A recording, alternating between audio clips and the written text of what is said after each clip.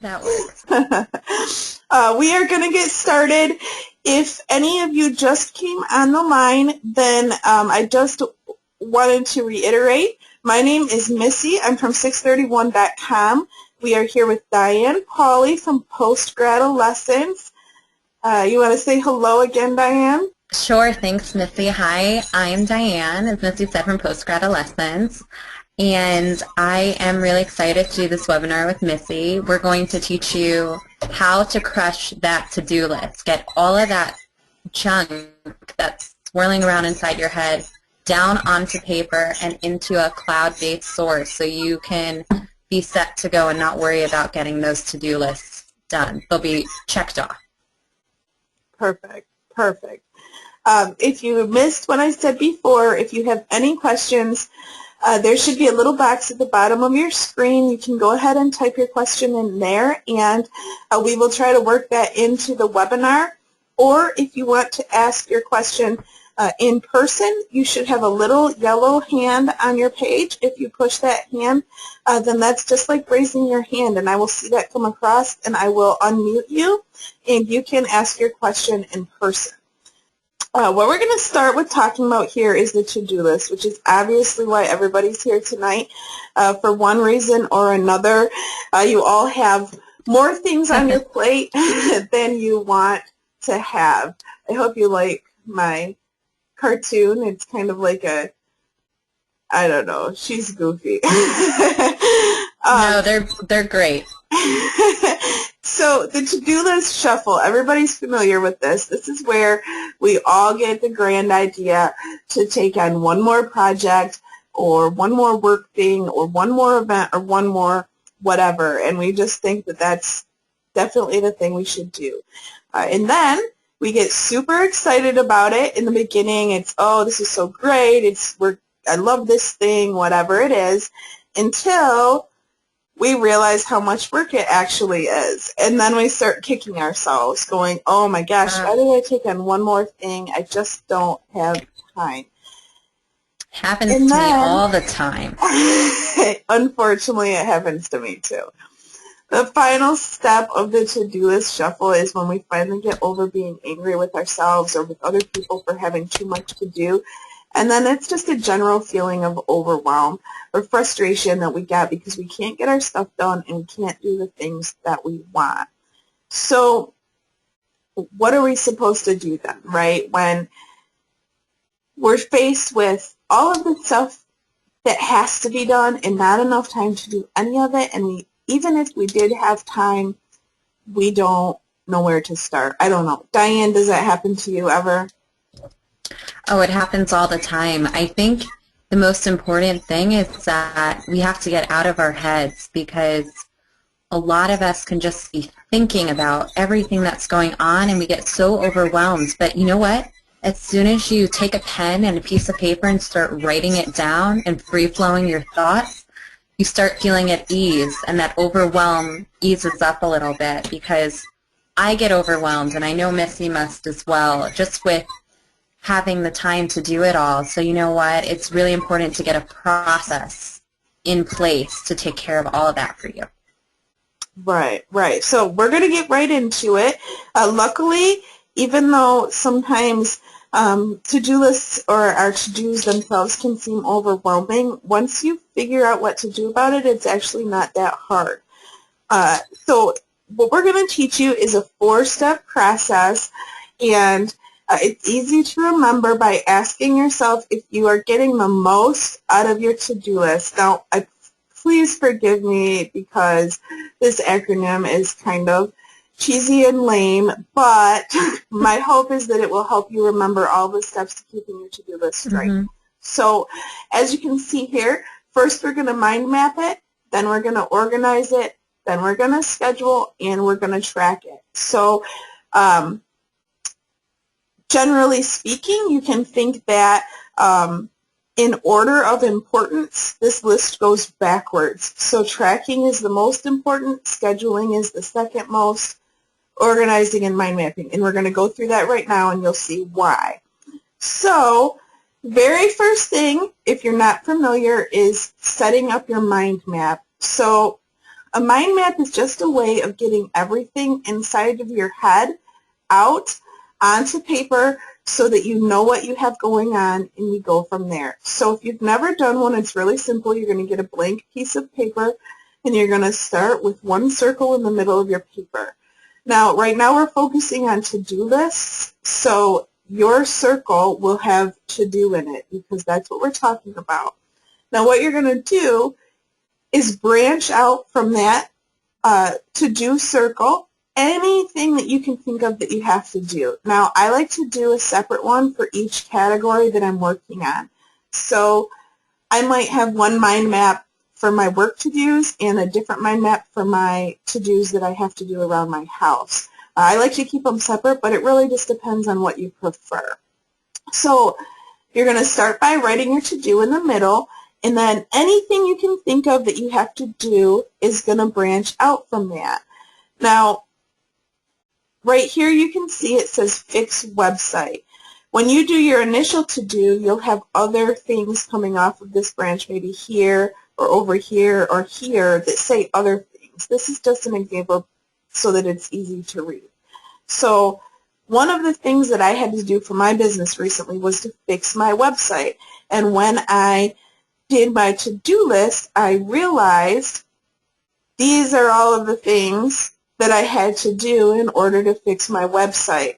So now you realize why to-do lists that are inside of your head get kind of crazy, because you're thinking, I have to fix my website, but in the back of your head you're thinking, I need to change my picture, and I need to go a new theme, and I need to look at this review, and I need to fix this opt-in offer, all of these things, and that's when we start to get overwhelmed.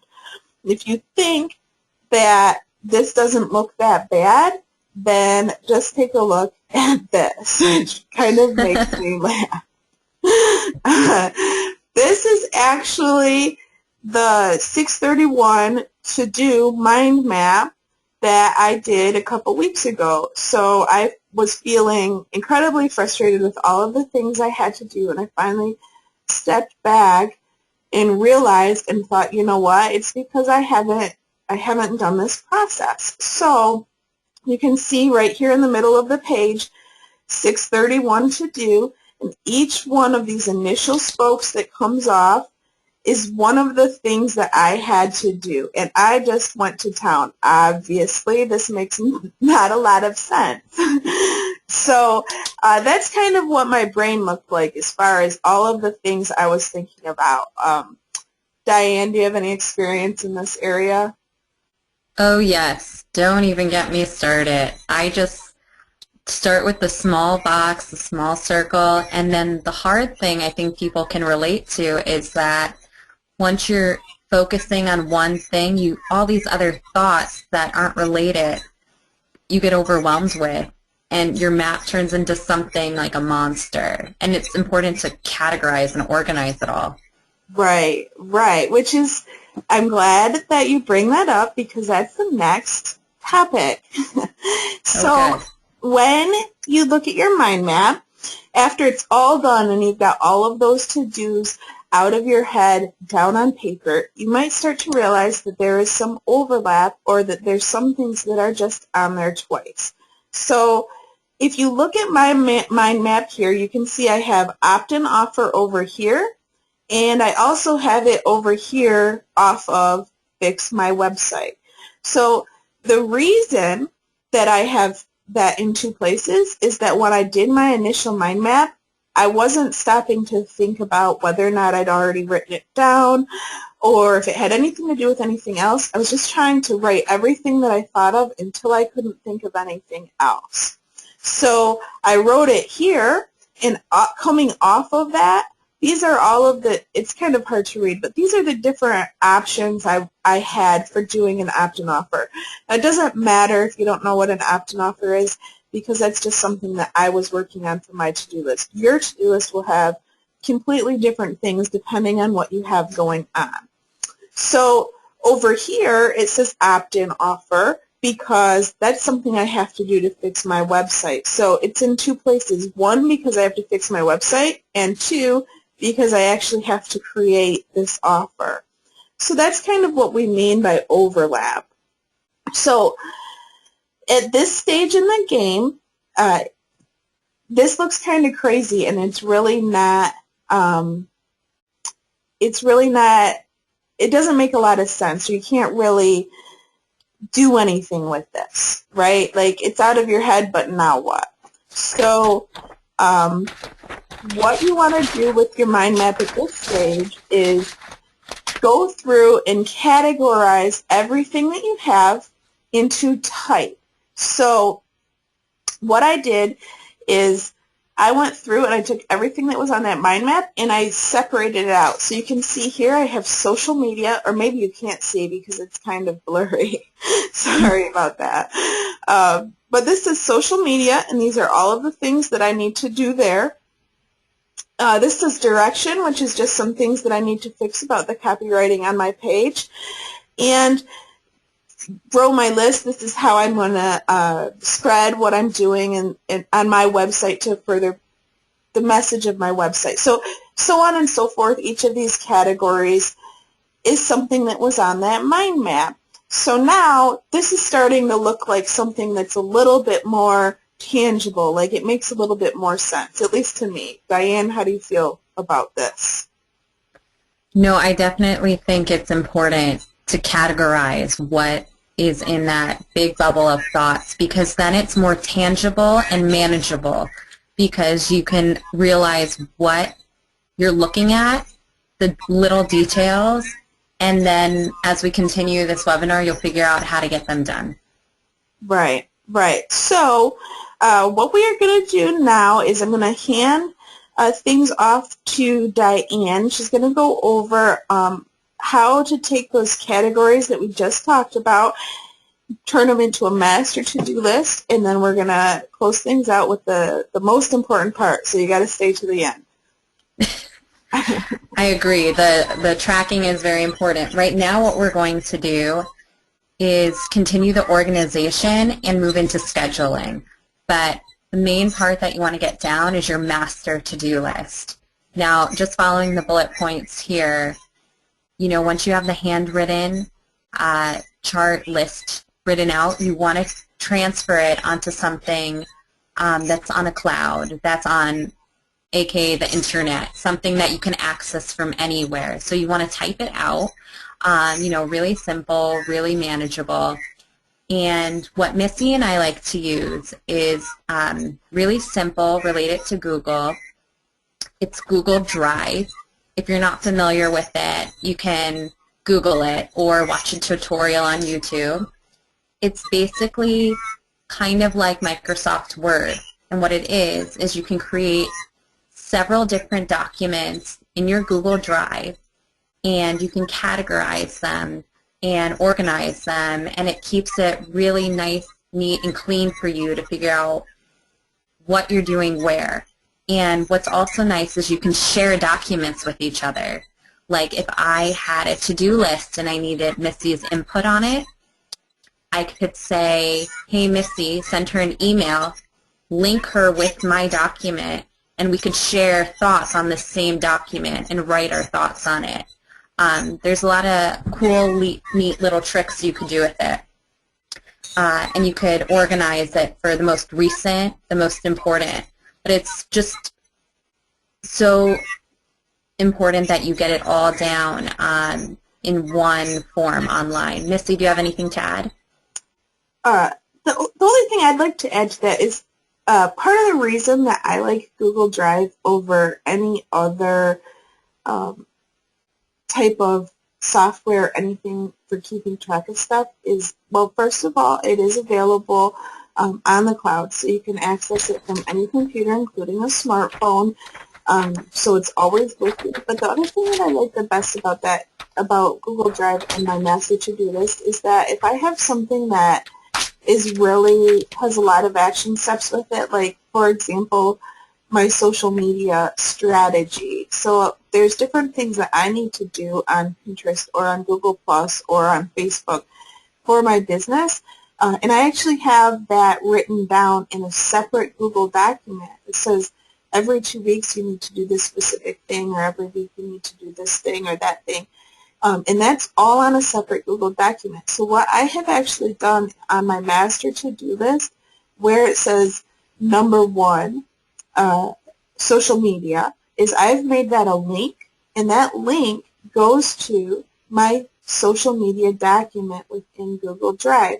So what that does is makes my master to-do list, which just for anyone who missed it, your master to-do list is once you've taken your mind map and you've categorized it, you take everything that you've categorized and you put it into a cloud-based system. And I like to just do that in a regular outline format. You can do however you like, but that's what I like to do. So anyway, if you use Google Drive, anything that you put on a Google Drive document can become a link and link out to something else, including other Google Drive documents. So that just really keeps my to-do list clean, so I don't have a bunch of garbage notes on there distracting me. So we're getting here to the main meat and potatoes of it, the part that seems so obvious, but this is where I know I fail, and most people I've talked to fail on getting their stuff done. But before we get into that, I just want to stop and make sure that everybody is up to speed and there aren't any questions here. So I see a couple of comments in the questions box, but it doesn't look like there's any big questions. Just give it a minute for anyone to raise their hand if they are thinking of anything. And Missy, while they take a second to go over questions they may have, I just wanted to throw out, before we get into scheduling, a few other different electronic tools and gadgets online that you can use besides Google Drive, if you're interested. We're mostly staying with Google here, but if you just wanted other platforms to use, and we will include these links to them on the recording that we send out afterwards. We don't have screenshots of them, but there's a program called Evernote, and what it is you can basically create different diaries or journals online on this program, Evernote, and then you can keep them organized, one for work, one for personal, one for school, whatever it may be, and then you keep your notes separate in these little notepads or journals. Another one is WorkFlowy, and what WorkFlowy does is really simple. It's a clean white page on the internet, and it just implements bullet points for you. Again, you can categorize work, personal, and it does sub-points, sub-bullet points, main categories, subcategories. We'll send you screenshots of all of these, but that's for a really nice, simple, clean format. And a last one, if you decide to share your to-do list with somebody else, your spouse, or someone who needs to have access to your to-do list, there's Dropbox, where you can make different categories again, and people can access it on the cloud, on the internet, and it's really manageable and accessible. So, Missy, you can take it away. Sure. And just for anyone, I know most of you are pretty internet savvy, but for any of you who have not used any of those resources that Diane mentioned, Google Drive, we're going to get into Google Calendars here in a minute if you've never used that. All you need to do is a quick Google search, or just go to YouTube and search for Google Doc tutorial or Google Calendar tutorial, and you should be able to get several resources that explain how to use that. And I know I am available and Diane is available by email if you have any questions that we can answer quick for you. I'm more than willing to do that. I'm sure Diane is as well. Yep, definitely. Okay, so here we are going to get into the thick of it. So you have your master to-do list ready. And this is saved on the cloud somewhere. Again, we want it to be on the cloud because I really do think that it's easiest if you can access it from anywhere, so you don't have to try to remember to do anything.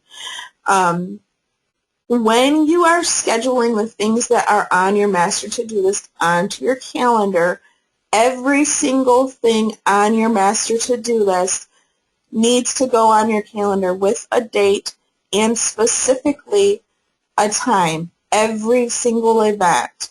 We're going to go through Google Calendars here to show you why we think that's the best way for you to keep everything straight. So this screenshot is a screenshot of my Google Calendars. So just for anyone who's not familiar, Google Calendars are completely free. You get one when you sign up for a Google account. And again, if you don't know how to use it, just do a quick YouTube or Google search, and it should be pretty self-explanatory. But the reason that I think that this is best is that within Google Calendars, you can have several calendars going. So if you look over here on the left-hand side of my screen, you see several calendars. Each one of these lines with a color next to it is a different calendar that I have access to. So the very first one listed, where it says Missy Grant, this is my personal calendar, and that is where I put anything that I have going on. So you can see over here where it's red, that's because I had a personal thing going on Monday. This darker red thing here, this marketing workshop, I did that earlier today. Now, each one of these other calendars is either one that I have created or a calendar that someone has given me access to. So, for example, where it says Dane Cook, this is my husband.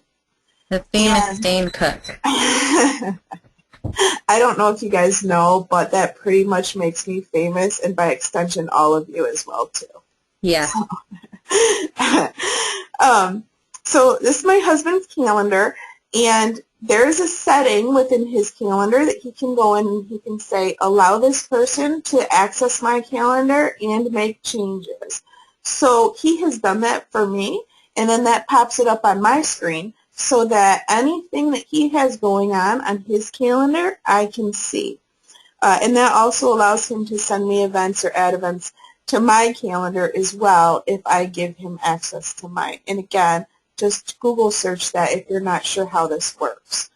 The next screen, I'm going to have some of this cleared out for you. You can see over here, I've unselected these calendars in the middle, okay?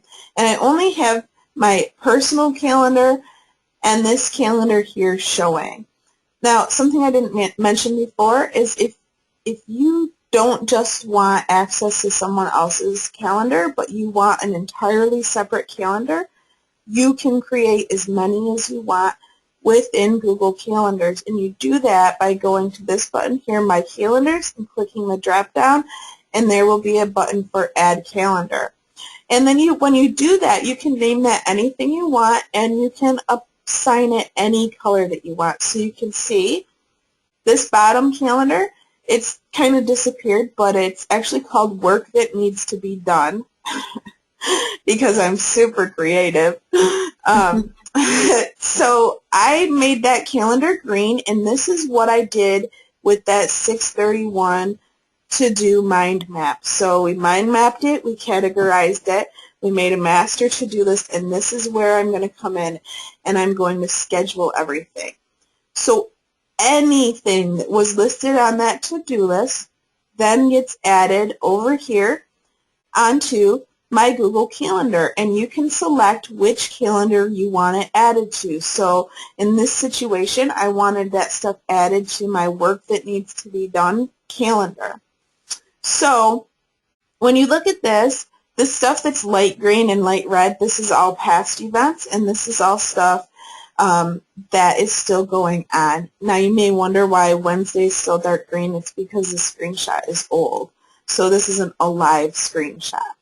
But anyway, let's say if you look here, it says speaking class 1:30 to 4. So this is something that was on my 631 to-do list, and it was a speaking class that I had signed up for, and it was an online class. And I think we all know how online classes work. We think it's a great idea until we're behind on some deadline, or our buddy wants to go to the bar or something like that, and then all of a sudden those online classes just don't seem so important. I don't know, Diane, have you ever had that?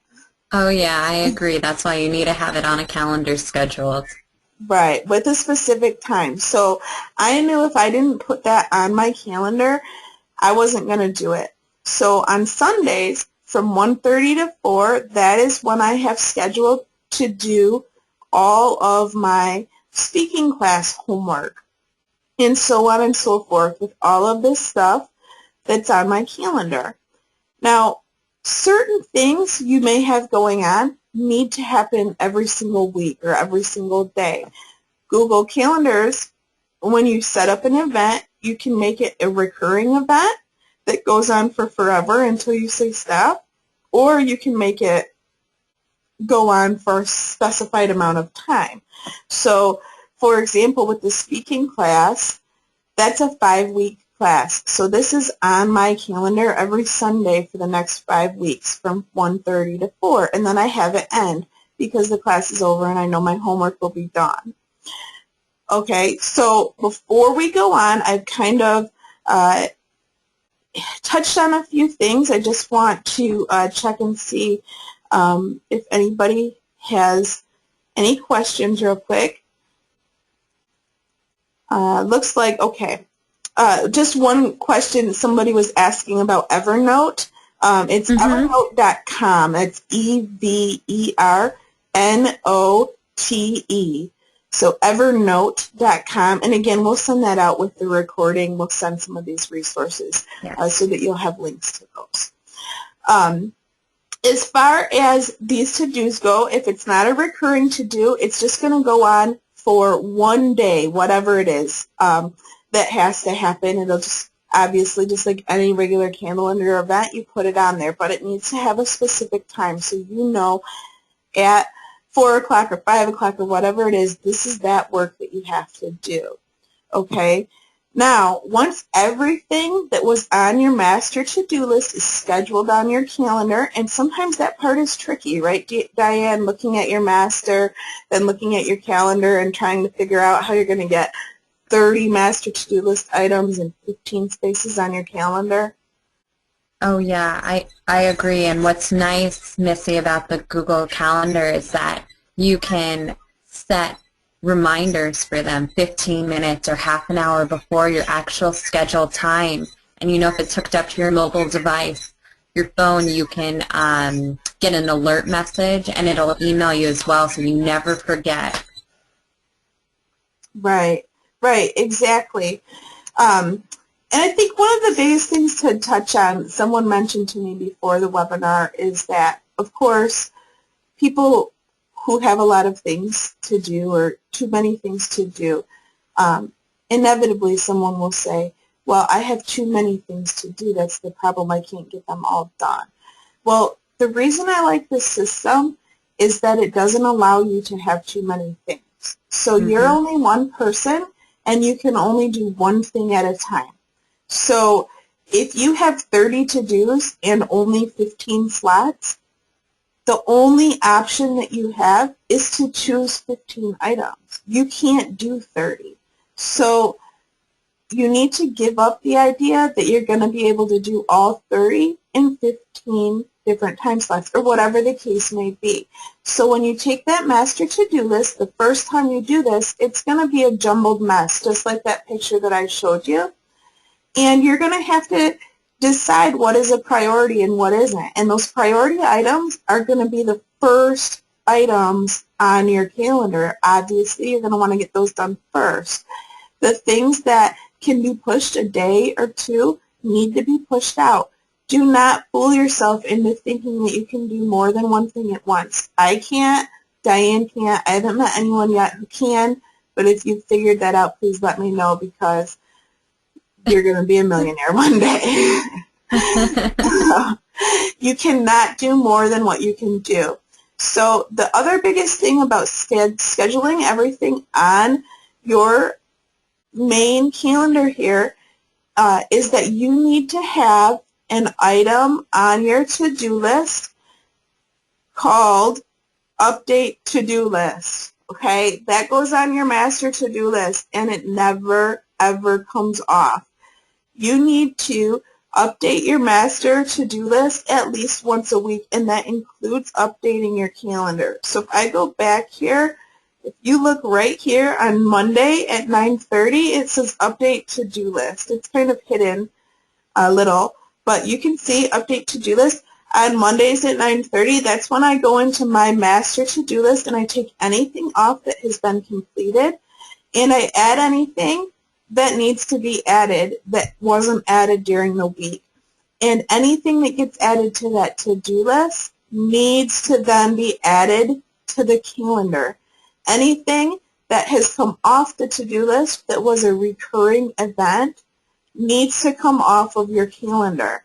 This is how you keep everything straight and you know where the status is on everything that you have going on.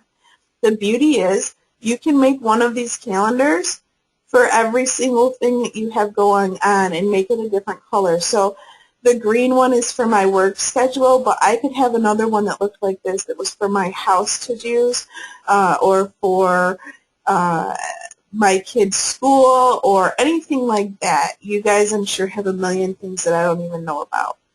So right now, I think we're pretty basic. Diane, do you have anything that you want to add before we open it up?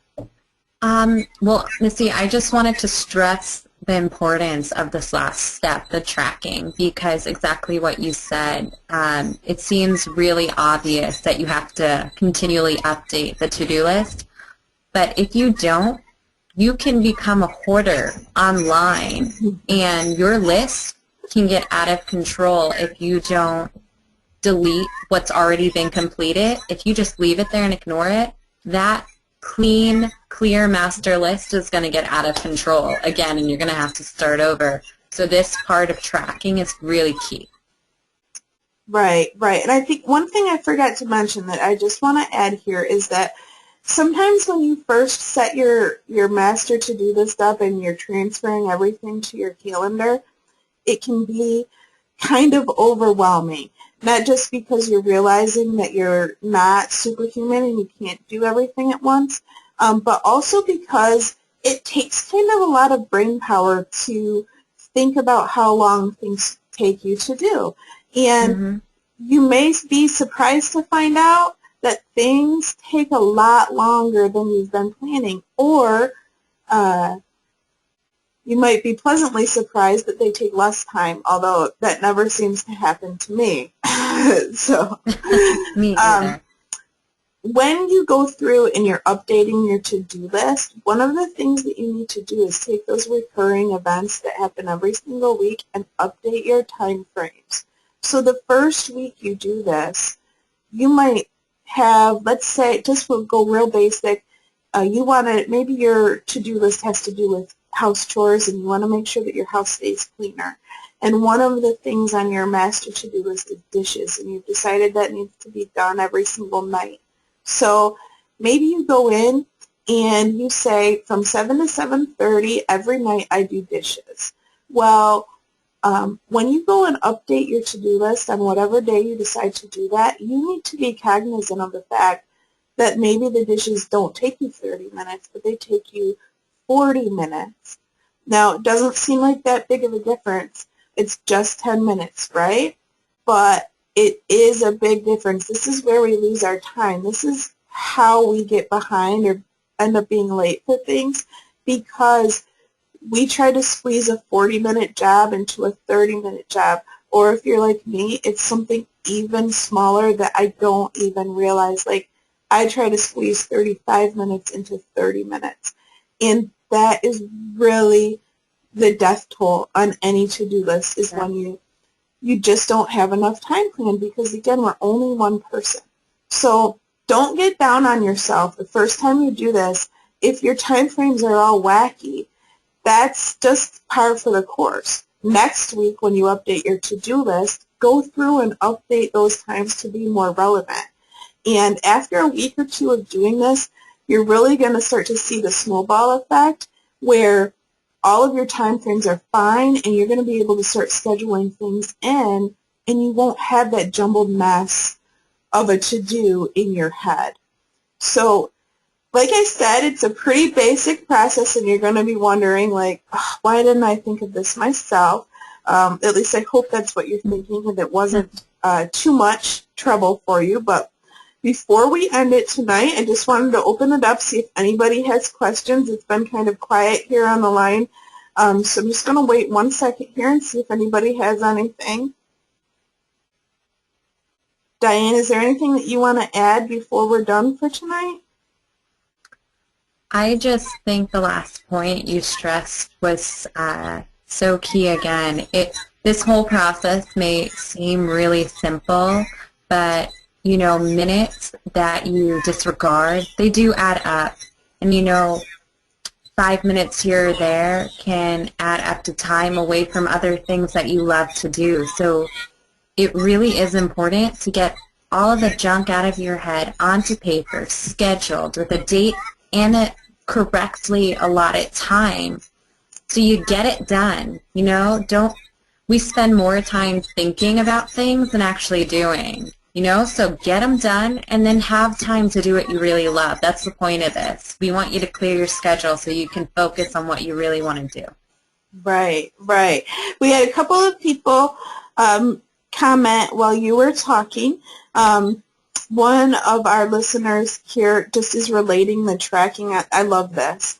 They're relating the tracking of the calendar to reassessing your financial budget. So she uses the example here of a gas budget, saying if she budgets $200 a month on gas, but she actually spends $250, money adds up. Yep, it adds up. She's $50 short. So she's overspending by $50. That's the same thing that happens with your time. You're just, instead of overspending money, you're overspending minutes. So that's why it's so important to reassess. That's great. That's a perfect example because, time is money. Relate it to that and look at what you're losing. Right. Looks like I love it that we have a couple more questions coming in here. Let's see. Someone's asking, I'll let you answer this, Diane. Do you ever feel overwhelmed by all of the scheduled stuff that you have on your calendar? Like, do you ever feel like you don't have any free time? Totally. All of the time. We're human, just like you, A trick that I've found, actually, is that, once you get it all out of your head and onto paper, it can seem completely overwhelming. I get it. But once you start scheduling it, it does seem easier. And what I find personally, when I have it written down somewhere, scheduled, with those reminders, those Google pop-up alerts, I kind of forget about it, and I go about my day and I have the reminders. So I have a peace of mind. This whole thing about crushing your to-do list is getting it somewhere else on a cloud-based resource so it allows you to have peace of mind. And from experience, my mind has been eased with these tools we've just taught you. And I think maybe to just answer that question in a little bit different way, I do sometimes feel like, oh my gosh, my whole life is scheduled. Like, when did it become this, like, thing where, like, every last minute that I have has to be on the calendar? It does kind of sometimes seem like a little bit overzealous. Like, the overscheduling is too much. But what I have found, for the things that are really important to me, that I really want to make sure that I get them done, it is more important to me that I get them done than it is frustrating that I feel overscheduled. So for me, it's a good trade-off because I know how much better I'm going to feel when that thing is off my to-do list. So even though it sucks that I have a very busy life, for any of you that don't know my background, I stay home with my daughters all day during the day, and I do all of my work at night. So as any stay-at-home parents can attest, you really don't get a lot of work done. So I am very busy, and I do end up having to schedule things out so that I can make sure that I still have time with my husband, and I still have family time, and I'm sure you guys all have your own events, and it can seem kind of like, what the heck? Like, why do I need to schedule a date with my husband? That seems like backwards. But the truth is, if I don't schedule downtime with my husband or special family time with the kids, it doesn't happen because I don't plan for it. So it's kind of going to end up being something where you need to assess your own life and your own comfort level. But for me, knowing that I'm a very, very busy person and I have a lot of things I want to get done, those things are so important to me that I will put up with the fact that everything seems scheduled, because then I know I actually get to do everything I want. Yeah, it's worth it. Yeah. Okay, let's see. We have a couple, I think one more question here, maybe two. Okay. We have someone asking, how do you make yourself update your to-do list or your list? Well, one of the biggest things for me was committing to this process. I knew that I had a problem and that I needed to fix it. And so I committed that this is the way it was going to happen. And one of the ways that I make sure that I do that is having an update to-do list item on my calendar. So basically, I know that anything that's scheduled has to be done. So at 9:30 on Mondays, that's when I do it, and it's an actual calendar event. So at 9:30 on Monday, there's nothing else I should be doing except doing that because I scheduled it. So this is going to be kind of a cop-out answer, but you need to have the discipline to follow through on this stuff. So no one can make you get your to-do list done. This is just really simple hacks for making sure that you have time to do everything that you want and that you can organize everything you want. But no one's going to come to your door and make sure you update your to-do list. You have to commit to this process if you want it to work.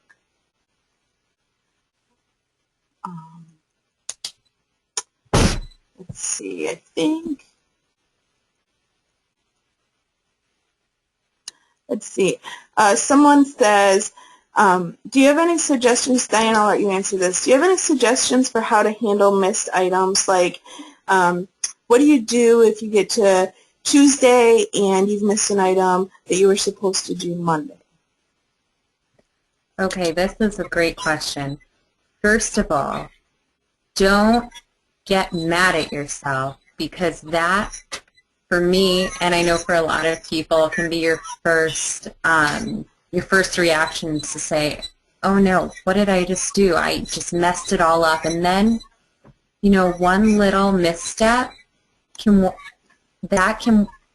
almost want to throw you off from the whole process and make you give up. So I really want to stress the fact that it's okay. This is, something that you figure out as you go along. It's a work in progress. You learn different techniques along the way. You alter your scheduling if something takes longer or shorter time to do. But it's really important to allow yourself the freedom to reschedule things. How Missy was saying before about you can't get everything done in one day. You can get it done the next day, or see maybe why you forgot that. Did you have too much to do the other day? Maybe next week, if it's a recurring event, the following week, try and schedule it at some other time. Alter it as you go along, and make it flexible for you. The whole thing is about making it work for you and making it flexible and easy. Do you have anything to add, Missy? I think the only thing that I have found helpful, and this is really a personal preference, so please don't take this as the way to do it. It's just my way to do it. But my general system for scheduling things that I've missed is if it's a recurring event, okay, for example, one of the things that I need to do is update my old comics and my old posts. That's a recurring event. That's going to be on my calendar every single Sunday from 4 to 5 o'clock until I get it done. So if I miss that recurring event on Sunday, it's not essential that I do it Monday. it's something that I do every single week, and it's not pressing, as in I need to do it, but it's not something that has a deadline on it right now unless I set one for myself. So if it's something like that, I just don't worry about it until the next week. That's the beauty of the to-do list, is if you miss something because something comes up or you get sick or you misscheduled your time and you have it scheduled out again for the next day or the following week, just don't worry about it. It will come around again. Just make sure that you update the time frame when you update your to-do list so that that doesn't happen again.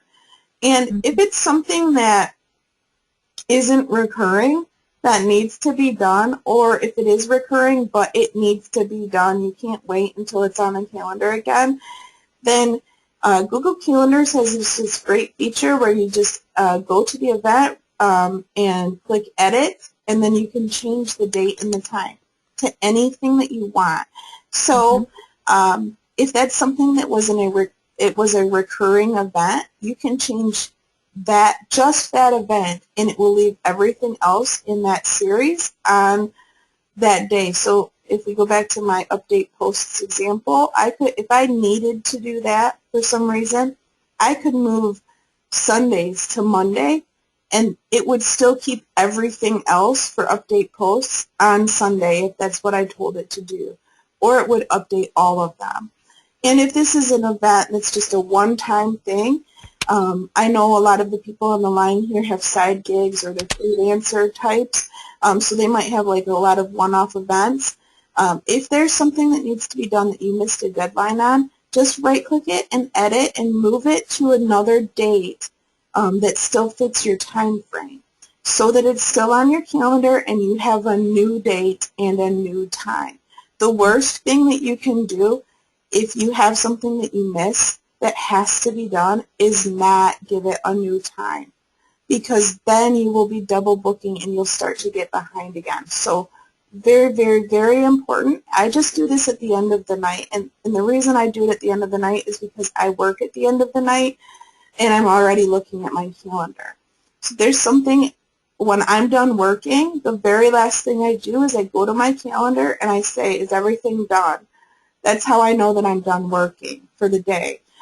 If everything's not done, but I'm done, I'm sure some of you have experienced that, then I take anything that is essential and I move it to a new date and time. So now I don't have to worry that those things didn't get done because they're rescheduled, and it's stress-free, because of course I'm not going to schedule them at a time that doesn't work, because it's setting yourself up to fail. So I'm going to pick a time that works. I think we may be at the end here of the questions. Let me just check and make sure that we don't have any more. We have a couple people saying thank you, and I really appreciate you guys coming too. We're going to wrap it up for tonight. Again, we will send a recording out of the webinar. If everything went the way that it's supposed to, then I think it will also include a recording of the slides. So if you were wondering about that. If you have any questions, you need anything, you can email me. My name is Missy Cook, and my email is missy@631.com. Or if you want to know more about me or my website, you can go to 631.com. And there is an email sign-up form. It's on the right-hand side of the page. You're just going to put your email address in the box and hit submit, and then you will be signed up for my newsletter, and I send out lots of tips. I send out information about more webinars, things like this. So if this has been helpful at all, go ahead and sign up there. And Diane, what's the best way for people to reach you? Sure. So again, I'm Diane Pauley, and my website is a little bit longer, but you can contact me at postgrad@postgradolessence.com. I'm going to spell that real quick, but otherwise you can contact Missy. It's POSTGRAD, postgrad, and then OLESCENCE. It's a little bit of a play on words there. So just combine postgrad and adolescent. And you can go on my site. I also have a weekly newsletter I send out on Friday mornings. It's a really personal conversation between me and my audience. And I also send out tips more so for the quarter-life crisis generation or anybody going through a personal or career transition. I send out tips and just different methods for you to cope with any situation that's going on in your life. So that's how you can contact me. Great. Great. Well, thank you guys so much. If you have, again, if you need anything, questions, you're not sure, or any of this process wasn't quite clear, go ahead and get a hold of either one of us, and we will be sending you that recording of everything here in the next couple of days. If everything went according to plan, I think Diane is going to get a copy of it out to her newsletter subscribers tomorrow. Yes. So if you want to get a jump on it and you don't want to wait, then I guess that gives you a little incentive to get over to Postgrad Adolescence and sign up for her newsletter. And you get a free playbook when you sign up. Even better. So, all right, guys, well, have a good night. If you need anything, let me know. Otherwise, we will talk soon. Thanks a lot. Thank you so much. Bye. Bye.